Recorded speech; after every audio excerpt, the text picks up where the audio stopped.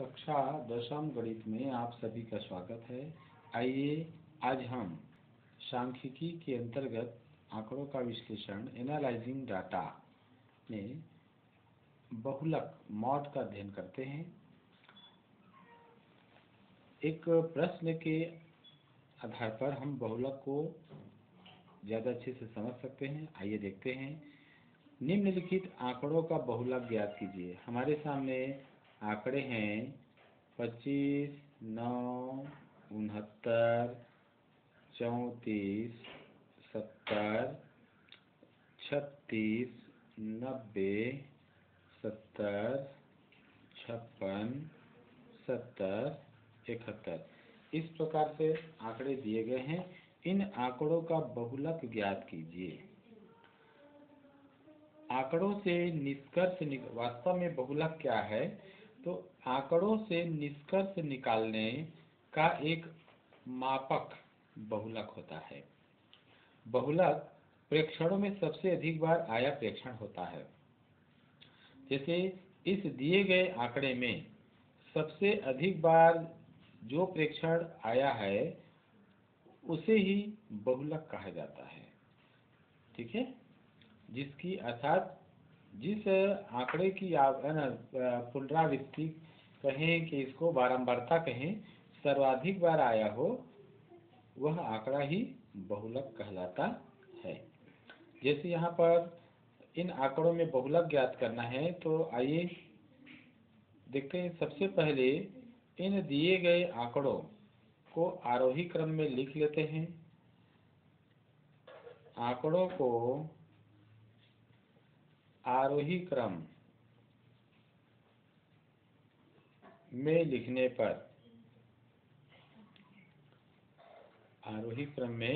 लिखने पर आइए सबसे छोटी संख्या 9, इसको पहले लिख लें। इसके बाद 9 से बड़ी यहाँ संख्या है 25, 25 को लिख लेते हैं। फिर यहाँ पर है देखिए 34 है, 34 को लिख लिया हमने। 34 के बाद 36 है तो 36 को लिखा। 36 के बाद अगला जो संख्या है वह है 56, 56 को लिख लिया। 56 के बाद अगली बड़ी संख्या है इसमें देखिए 69, 69 हो गया। इसके बाद यहाँ पर देखते हैं 70 3 बार आया है, 70 3 बार आया तो 70, 70, 70। इसके बाद यहाँ पर देखेंगे 71 है और अंत में सबसे बड़ी संख्या यहाँ पर क्या है 90। तो इस प्रकार यहाँ पर एक बार और देख लीजिए गिन करके, आंकड़े छूटे तो नहीं है। 1 2 3 4 5 6 7 8 9 10 11, अर्थात आंकड़ों की कुल संख्या है 11। यहाँ देखते हैं 1 2 3 4 5 6 7 8 9 10 11, यहाँ भी 11 है। अब यहाँ हम ये देखते हैं कि ऐसा कौन सा आंकड़ा है जो सर्वाधिक बार आया है। तो यहाँ पर देखिए 70, यहाँ पर क्या देखते हैं हम 70 3 बार आया है। कितने बार आया है? 3 बार। तो यहाँ पर देख सकते हैं स्पष्ट है 70 सर्वाधिक बार, अर्थात 3 बार आया है, 3 बार आया है। अतः दिए गए आंकड़ों का बहुलक, दिए गए आंकड़ों का बहुलक 70 होगा। इस प्रकार से ये आंसर हो गया। आइए प्रश्न क्रमांक 2 देखते हैं। निम्नलिखित आंकड़ों का बहुलक ज्ञात कीजिए। यहाँ पर आंकड़े दिए हुए हैं 56, 39, 94, 36, 39, 15, 39, 40। तो सर्वप्रथम क्या करना है? दिए गए आंकड़ों तो दिए गए आंकड़ों को आरोही क्रम में लिखते हैं। आरोही क्रम अर्थात बढ़ता क्रम, छोटे से बड़े के क्रम में लिखते हैं। तो देखिए सबसे छोटा आंकड़ा कौन सा है? 15, यहाँ लिख दिए 15। 15 के बाद है, यहाँ देख सकते हैं 15 के बाद क्या है? 36। 36 लिखा। 36 के बाद यहाँ पर 39, क्या है? 39 देखिए 3 बार आया है, तो 39, 39, 39, फिर 40, और 40 के बाद है 56, 56 के बाद है 94। इस प्रकार से यहाँ पर है 94। ठीक है, यहाँ पर देखिए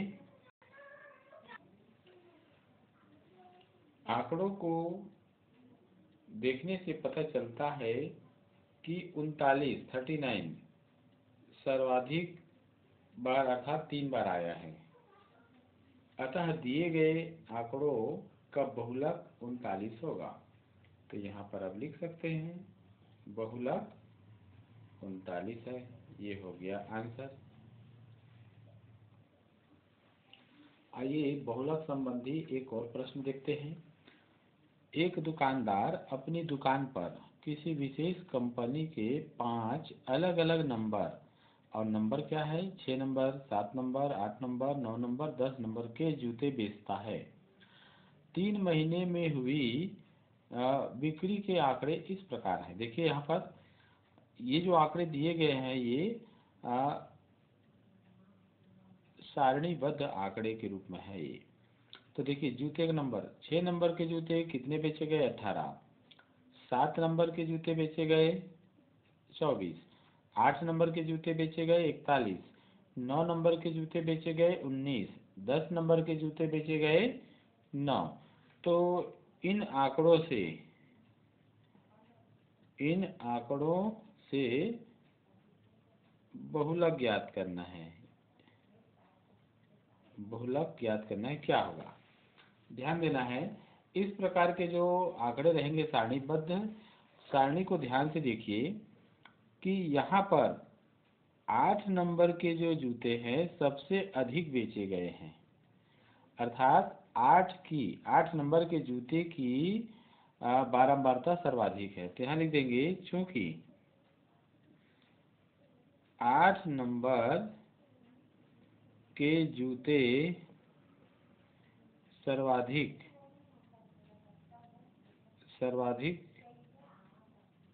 बार अर्थात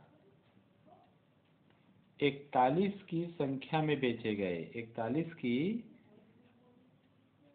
संख्या में बेचे गए।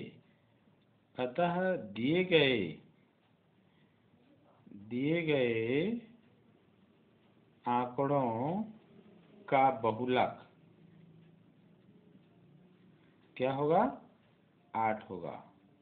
8 होगा। ये हो गया आंसर। तो बहुलक 8 हो गया। आइए प्रश्न क्रमांक 4 देखते हैं। तालिका में ओलंपिक खेलों में अधिकतम ऊंची कूद के आंकड़े, ओलंपिक खेलों में अधिकतम ऊंची कूद के आंकड़े दिए हुए हैं। इन आंकड़ों का औसत ज्ञात करना है, माध्यिका ज्ञात करना है और बहुलक ज्ञात करना है। आइए आंकड़े एक बार देख लेते हैं। यहाँ पर देखिए वर्ष 1960 64, चूँकि ओलंपिक खेल 4 वर्ष में एक बार होता है, तो 60 64 1968 1972 1976 1980 1984 1988 1992 1996 और 2000 सन 2004।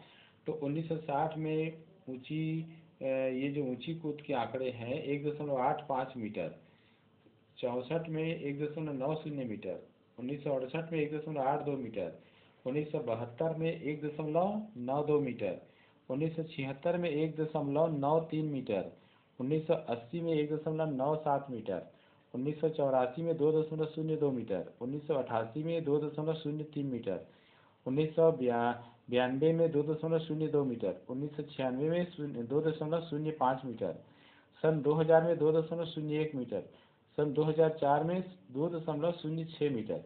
इस प्रकार से ऊंची कूद के आंकड़े हैं, तो इनका हमको औसत निकालना है।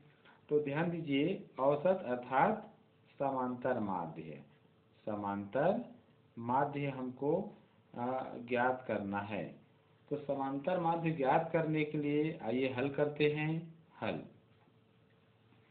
सबसे पहले हमको इस प्रकार से आंकड़ों के लिए यहाँ लिखते जाएंगे 1960, सबसे यहाँ पर लिख लेंगे।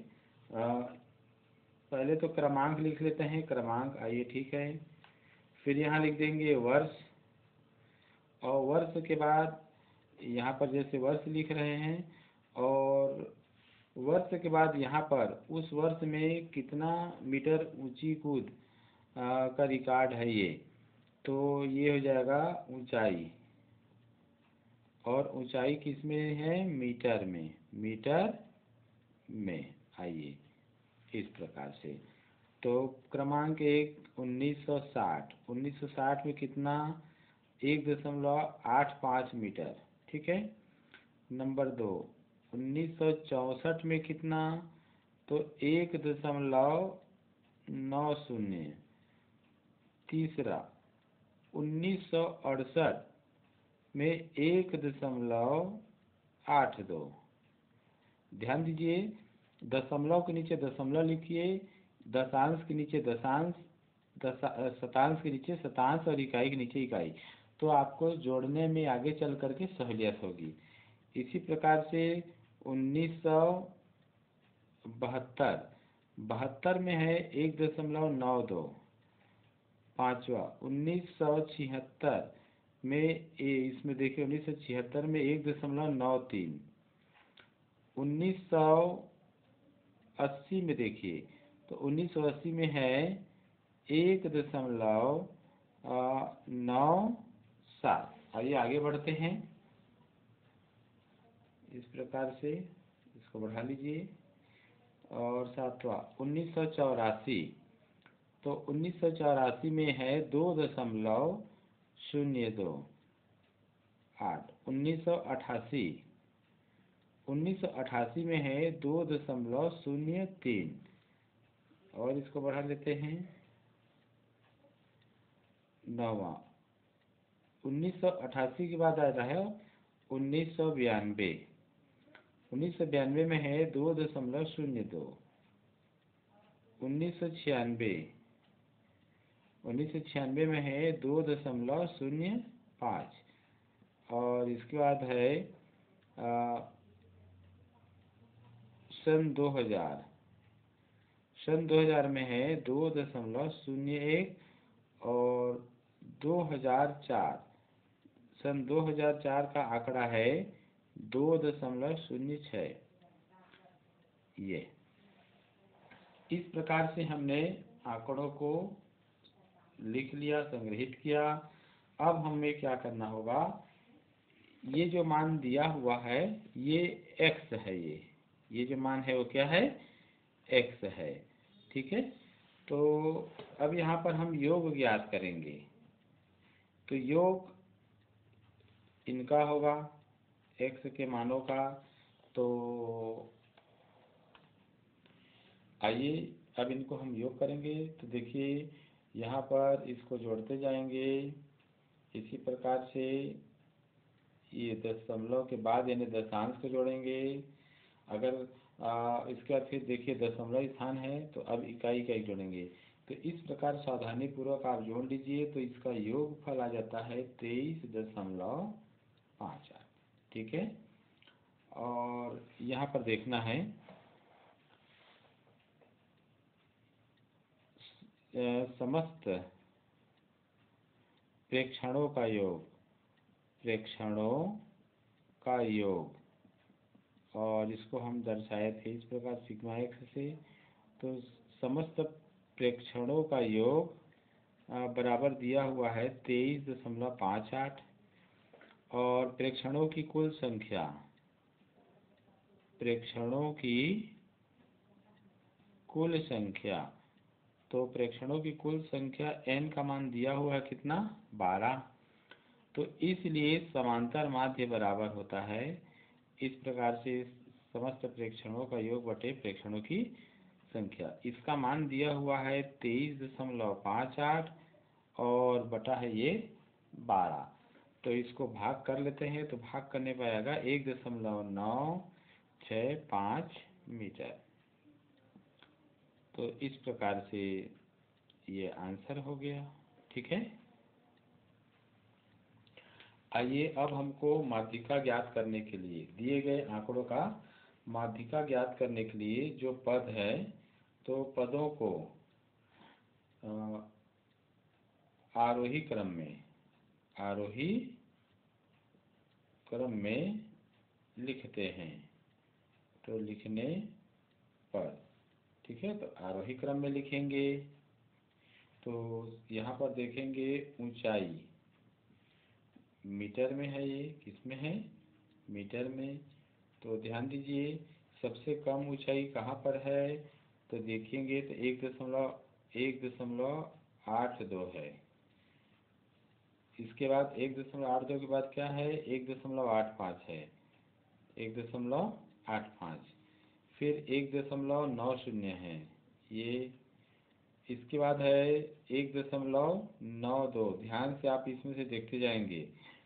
इसके बाद है 1.93। इसके बाद है 1.97। इसके बाद है 2.01। इसके बाद है 2.02। ध्यान दीजिए 2.02 दो बार आया है, तो इसको लिख देंगे ऐसे। इसके बाद आया है 2.03 और इसके बाद आया है 2.05, ये देखिए।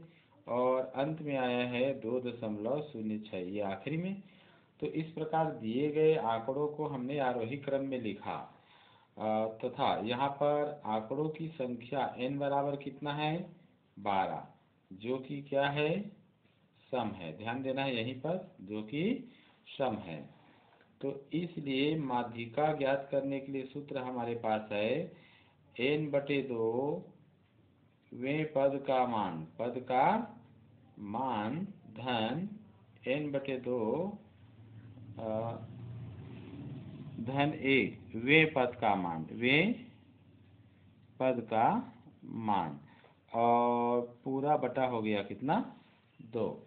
तो आइए मान रख देते हैं n का मान कितना है, 12। तो 12/2 वें पद का मान धन, यहाँ भी है 12/2 धन 1 वें पद का मान, इस प्रकार से, और पूरे का बटा 2 है। आइए फिर आगे बढ़ते हैं, ये हो जाएगा 6। तो 6वें पद का मान, और ये हो जाएगा 6 और 1 7, 7वें पद का मान, और ये बटा हो गया 2। तो देखिए छठवां पद कौन सा है, 1 2 3 4 5 6। छठवां पद का मान क्या है, 1.97, यहाँ लिख देंगे 1.97 धन। और सातवां पद क्या है, 2.01 और बटे 2। इन दोनों को जोड़िए तो ये आ जाएगा 8, ये 9 और ये 3.98 बटे 2। भाग करेंगे तो इसका भागफल आ जाएगा 1.99। तो अब लिख सकते हैं, अतः माध्यिका का मान आया 1.99 और चूंकि ये ऊंचाई मीटर में दिया है तो यहाँ लिख देंगे मीटर। तो इस प्रकार माध्यिका निकल गया आंसर। आइए अब दिए गए आंकड़ों से हम बहुलक ज्ञात करने के लिए प्रयास करते हैं। बहुलक कैसे ज्ञात करते हैं देखें।